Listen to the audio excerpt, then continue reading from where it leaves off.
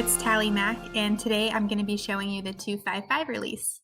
This release is entirely dedicated to customer suggestions. So if you've been voting in our polls on the Facebook forum, or if you're in the customer suggestions forum on the Solution Center and voting, thank you so much for your feedback.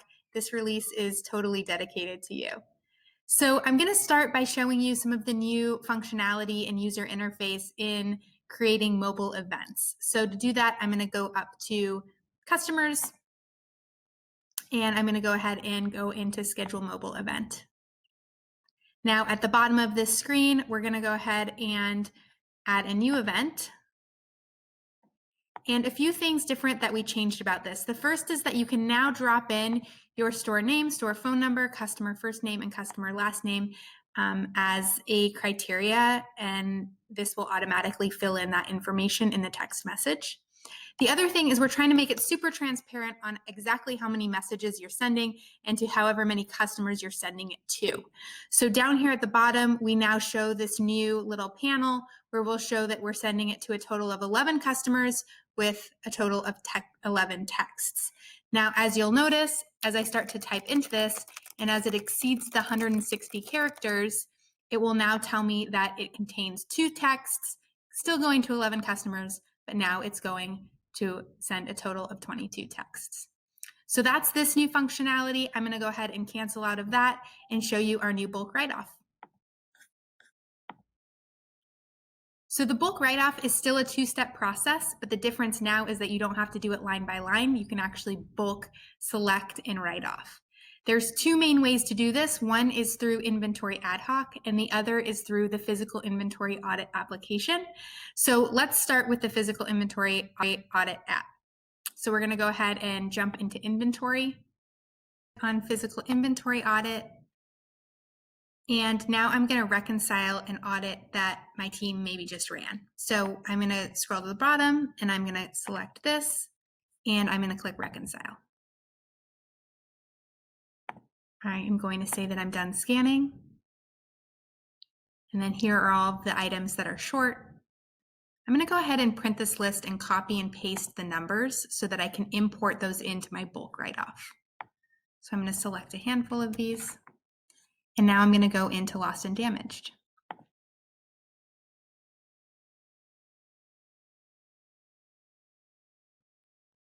One of the criteria that we just added for the physical inventory audit in 255 is something that is called the loan create date. So if you're looking for a new criteria in the Ad Hoc app, you can now select from the loan create date. So now we're going to go ahead and go into lost or damaged items. And we are going to import that list. And I'm going to write the reason that this is lost or damaged is because these are just missing. So I'm going to go ahead and click OK. And I'm going to click Save. And it's going to have me now mark these as lost or damaged. So I'm going to approve that.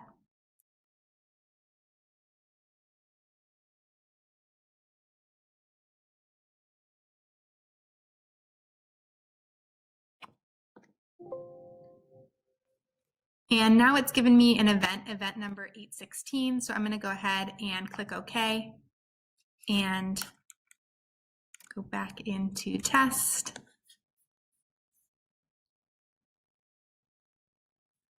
And once again, go into lost or damaged. I'm going to type in that number. It's going to pull up all of those items. And now I can go ahead and bulk write these off.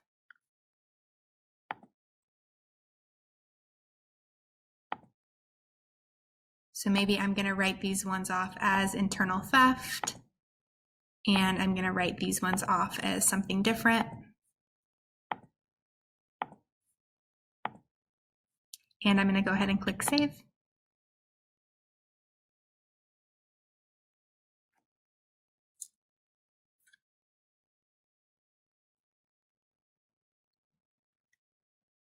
And that's how you write off items using the import function. Now, another way you can do this is you can create a new inventory location called write-off, and as items are missing, you can move them into that location, run an ad hoc report, and then write off that way. So I'll show you the criteria that you'd use. We're going to go into inventory.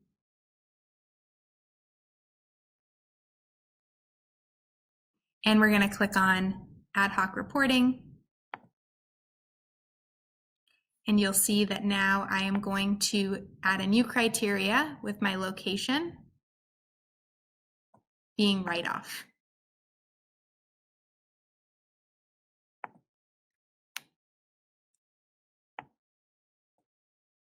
So that's the new criteria.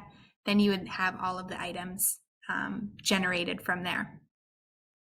You would go ahead and print that list, copy and paste all of the inventory numbers, and do the same process that I just showed you. Another thing that we added into inventory ad hoc is a new way to calculate age. So some of the feedback that we get from customers is that they don't like that the age is reset upon repricing an item. And so now we have the original age. And so that is going to be in the column chooser. So we have age, and then also now we have date to inventory. So if you're looking for the date that the status switched from loan into inventory, you're going to want to use that new date to inventory criteria.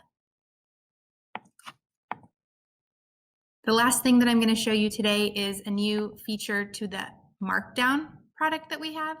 So again, I'm going to run an ad hoc report. And let's say I'm having a sale I want to run in electronics, musical instruments, and jewelry. So I'm going to go ahead and click OK.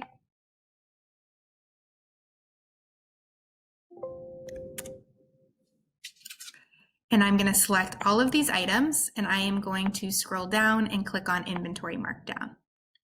Now I'm going to mark all of these down, let's say 10% for the sale that I'm having. And instead of relabeling all these items, I'm just going to stick them on a sales shelf, or I'm going to put maybe a sticker, a colored sticker on them. So let's go ahead and uncheck that and click Save.